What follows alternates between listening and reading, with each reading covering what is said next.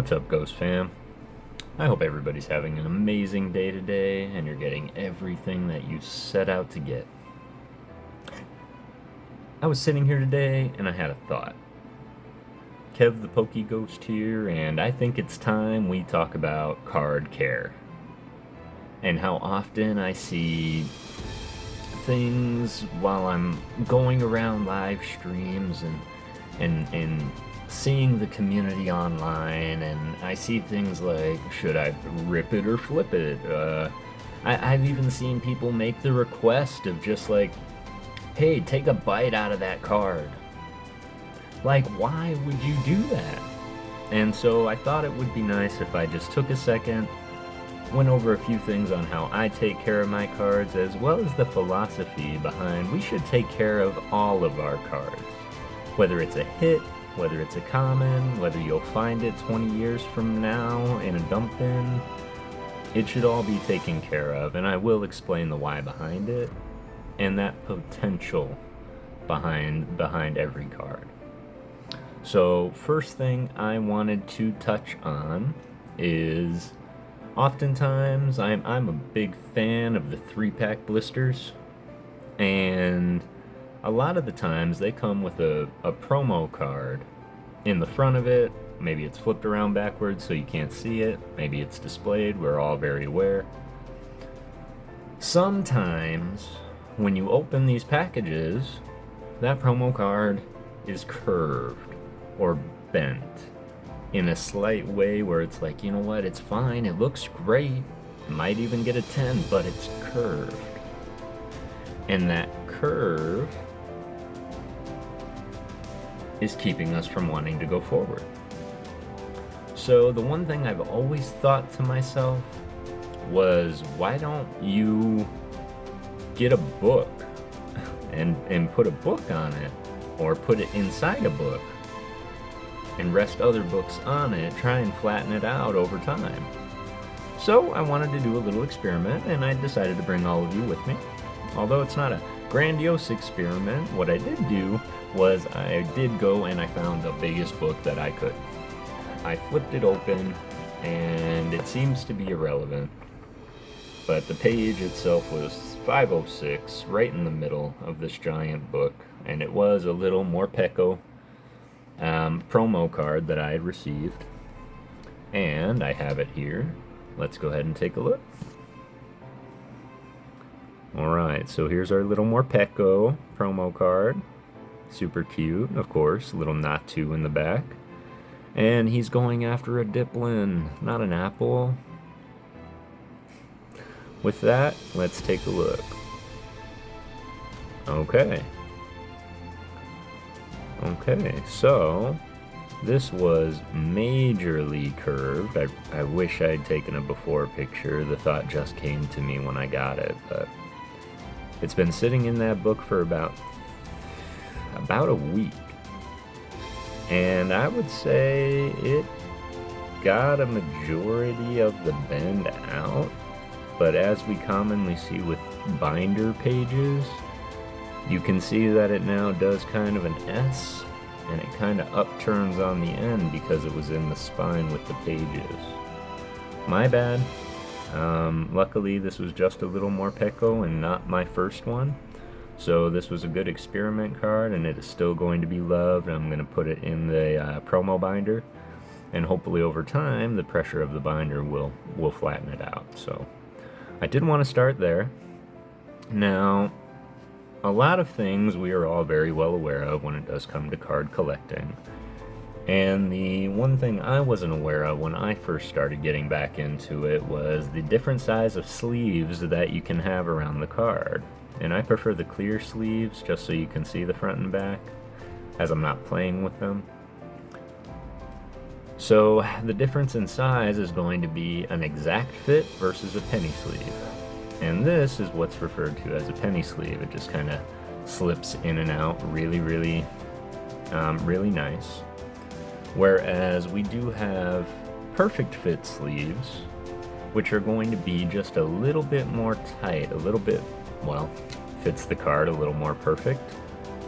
And why this is important is simply because when you have to put them in display cases, kind of like Pikachu is back here, the penny sleeves aren't going to fit inside those.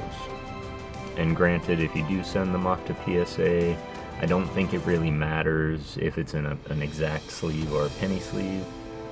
But I do know the top loaders matter. So this is my beautiful Electivire level X for Mysterious Treasures, I believe. It is a card I've had for many, many years, and it's looked just as pristine as ever for those curious. There's the back side. I do have this little ding up here on the corner, which kind of brings me down a bit, and some whitening around the edges. But essentially, yeah, I really like it, but I wanted to pull it out so I could show you. This is actually in an exact fit sleeve. And I like it because it fits it exactly. I know others like PokeRev and a few others have said that exact fit sleeves they'd prefer not, because they don't like it rubbing the edges too much when it goes in. And I mean, there's definitely some room between the card and the edges, so I don't think you need to worry too much about that. Just don't keep taking it out and putting it back in. And really, that's the same with any card that you use. So if you ever have a sleeve that you are, oh, I like this sleeve, oh, I like this sleeve, oh, I like this sleeve instead. The more and more you pull something in and out, this is where we see a lot of that whitening happening. So in my opinion, find a sleeve you're happy with, stick it in, and leave it. Don't touch it again. Don't touch it a million times. The sleeves often protect from sliding them inside the binder. I still don't prefer the top binders, top-loaded binders. Top-loader binders are fine. Top-loaded binders are something I try not to get into. But as we advance, we do have those little sleeves, which I highly recommend always having on stock, because here in Pokeghost Town, we always say sleeve it before you leave it. And that is our 100% motto, sleeve it before you leave it, because we often put it down, we go to the next pack, we're gonna leave it. So moving up from there, typically when you do have some of those higher cards, of course, I have a rule that unless a card is valued over $10 or so raw, or maybe it's a card that's just very, very special to me, then it doesn't go inside of a top loader, or it does go inside of a top loader like this. And of course, sometimes I freak myself out because the top loaders do get scratched, but the card itself is fine, which is why we top load them. So looking here, you just slide it on in. Typically I use force to push it down. I don't use my fingers. I don't push the card into it. I just kind of tap it down until it's parallel. It bugs me when they're crooked inside the top loader. But yeah, the top loaders are certainly important. I do know there's different kind of top loaders and card savers, and I know that when you do send them in to get graded, they prefer the semi-rigid top loaders. I don't have any of those, just these. I haven't had need for the semi-rigid ones. These are more than enough. And typically you buy them, you know, in bulk, so you can have quite a few. Moving from there, if you are maybe one that wants to preserve their cards quite well, maybe they're looking for that protection of a slab, but don't have the funds or means to send it in right now to get that graded. I did discover these magnetic top seal holders that, of course, there's Electivire again. And these are pretty well just an added security for any additional and super special cards that maybe are valued a little bit higher raw than not, and ones that I do plan to maybe send in one day. And so I will show off just a few of those here. I do also have my Uxie X, which the Lake Trio, I'm just a sucker for the Lake Trio, Uxie, Azelf. The third one, Mesprit, man, I love them. Go gaga for them. Wish I had the other two. I do have from Plasma Freeze the Secret Rare Empoleon. Pulled that just out of nowhere, had no idea what it was when I pulled it, as I'd never seen it. And yeah, I've kind of loaded it up in one of these, and there it sits. This will be another one I send off. Sorry for the glare. From my Legends Awakened, I believe. This is my holographic Dragonite with the little swirl. And what's interesting about this card, and I don't have hopes for this card because it is a little bit white around edges. But I was looking up the PSA 10s, and there's like top 9 of these in a PSA 10.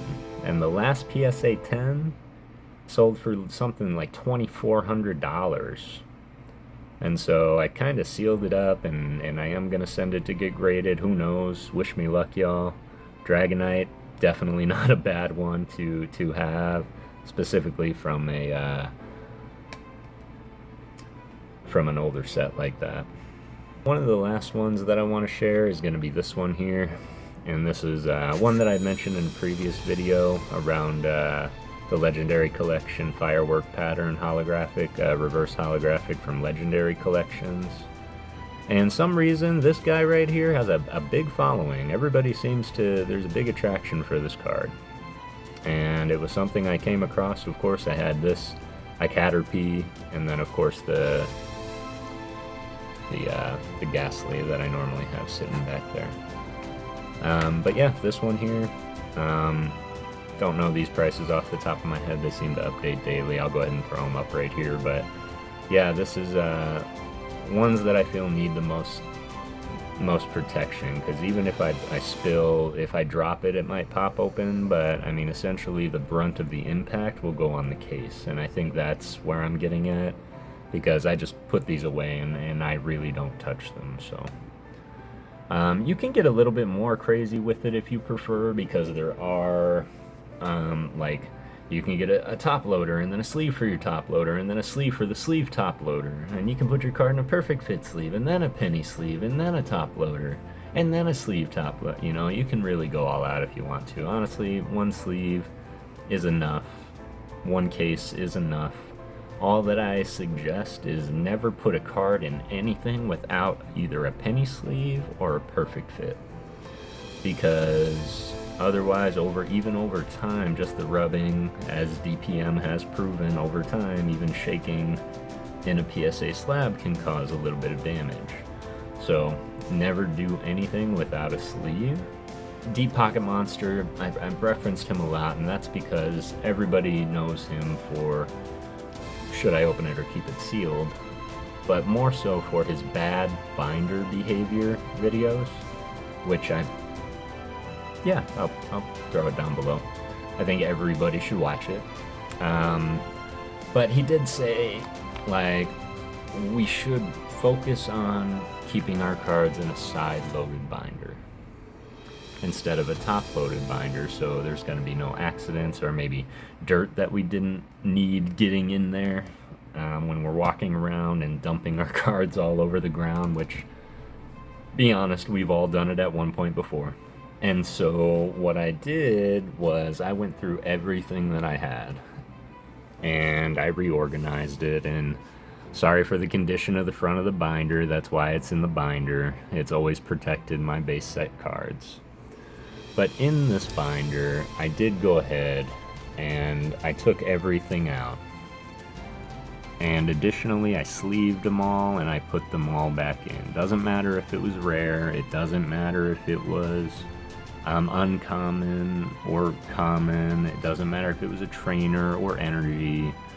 We didn't have reverse hollows quite yet in base set, but I kind of continued this habit through all of my eras of collecting. And every time I get a new binder, I sleeve at least one of every card, so that my sets are 100% collected. And these are just, of course, you can see I do have a few holes when I get a little bit more time and a a better camera setup, I'm going to be sharing the collections and where I'm at. It is quite a journey, I will say that, and I'll say that I've never master setted anything.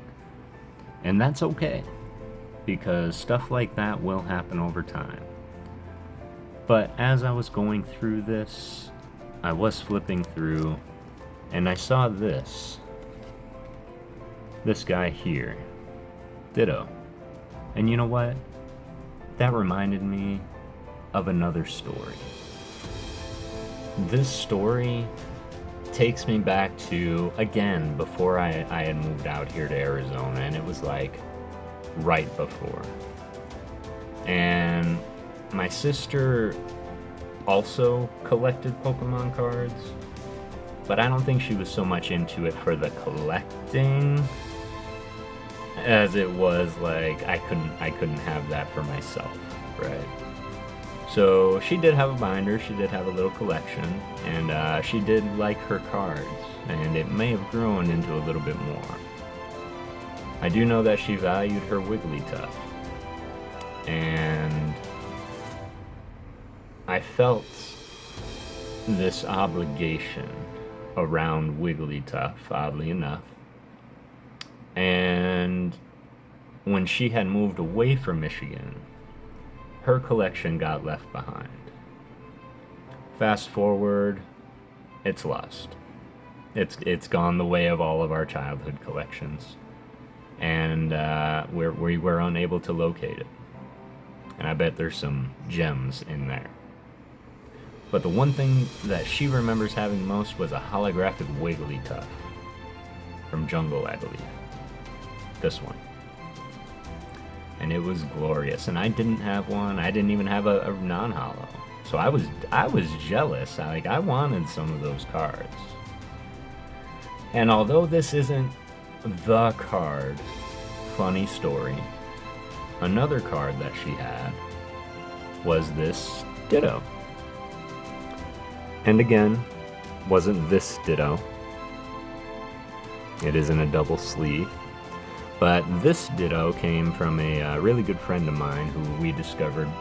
We both love Pokemon, so we went through and we actually traded for some holographics. So really great guy. I appreciate you, Keegan. But this one here reminded me of my sister's, because it started out as mine. And we traded one night, and for the love of everything Arceus, I can't even remember what it was that I traded to her, or what she traded to me. What I do know is I traded my non-holographic Ditto to her.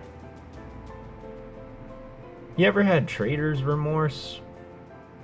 Well, I had trader's remorse for the first time in my life, because I was like, I shouldn't have gotten rid of the Ditto. It was the only one I'd ever seen, ever. Friends, school, nobody had it. And so I got angry at myself. I got maybe even a little bit spiteful. And this is a story I haven't told since it happened, but I went into her room. I found her collection, I found my Ditto, and I folded it in half.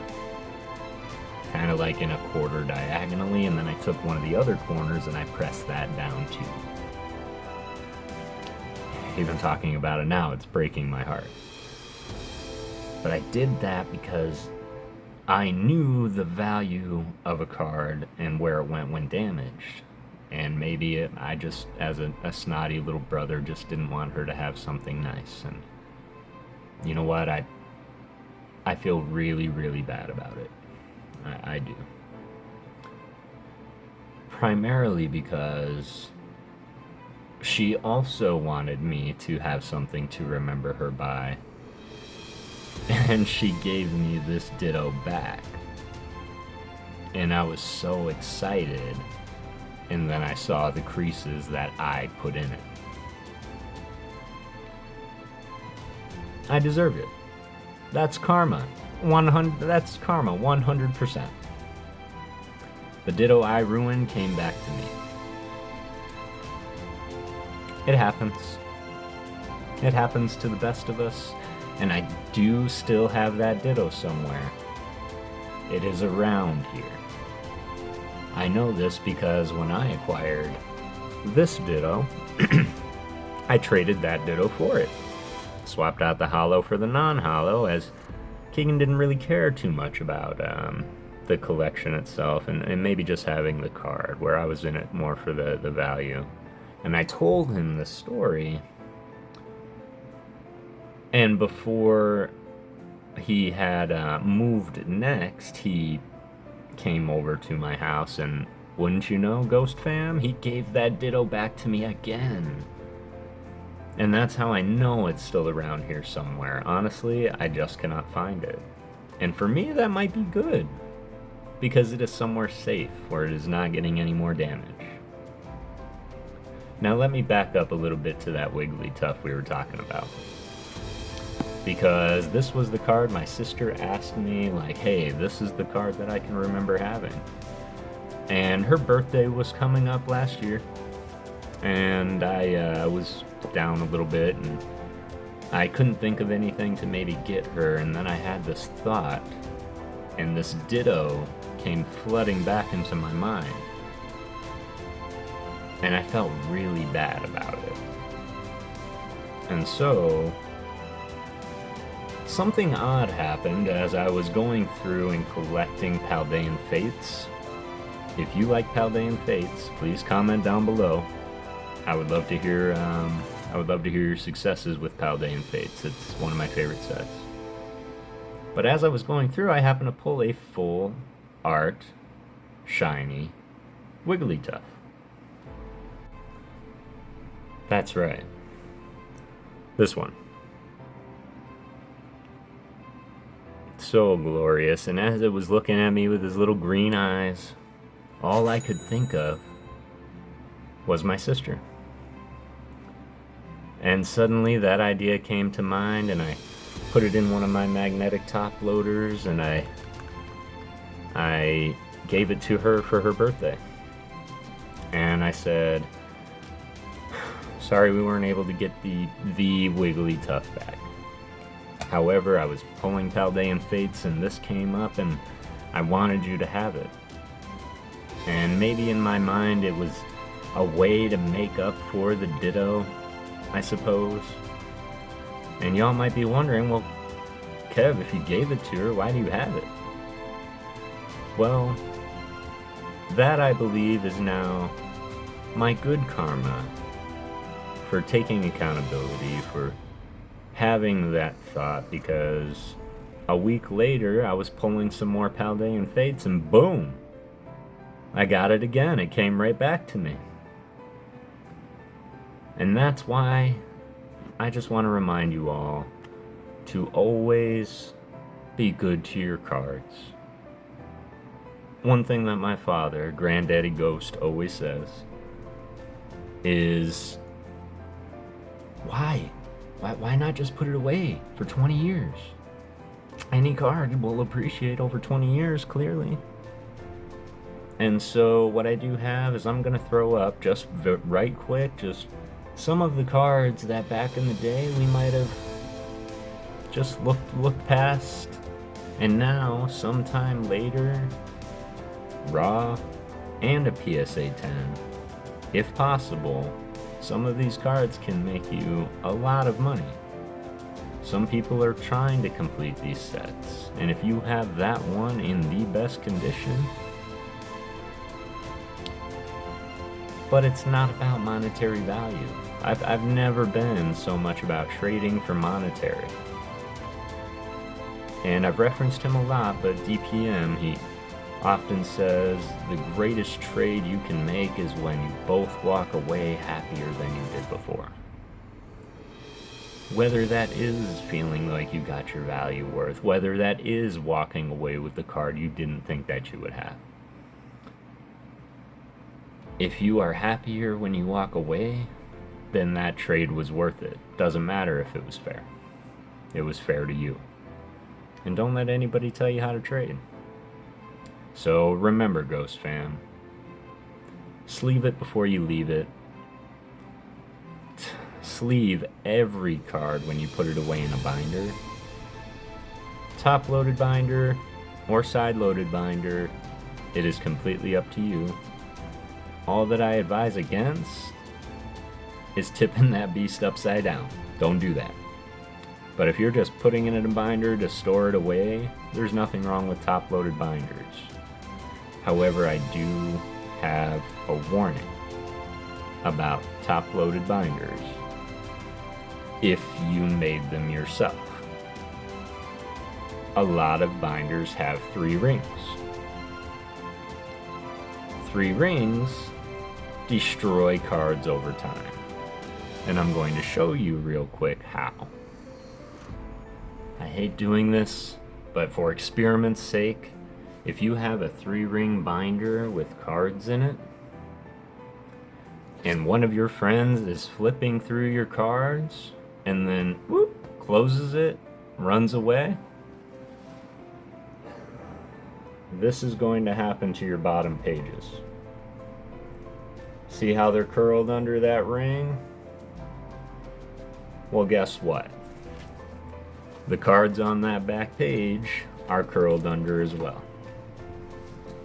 I did it with this binder because this is the binder I found I had bad binder behavior. A better glance at some of these here, and they do just kind of get these ring dents in the side of them. And that is why, if you are going to use the top-loaded sheets, 1, don't tip it over. That's bad. And 2, if you are going to be using these binders 3-ring style, you can, and they're good. However, if you close it, you have to hold all the pages in your other hand and pull them as you close it, and they will all lay flat. I implore you to listen to this if this matters to you, because it was too late for some of my cards, and I have a whole page of Neo in my bedroom with binder dents. And I wish I would have known beforehand just to be commonsensical and not do that. So that is the one thing that I always recommend. And lastly, just for the rip it or ship it, the take a bite out of the hit cards, the I will give you money if you destroy that. There's no if that's how you get your kicks, fine.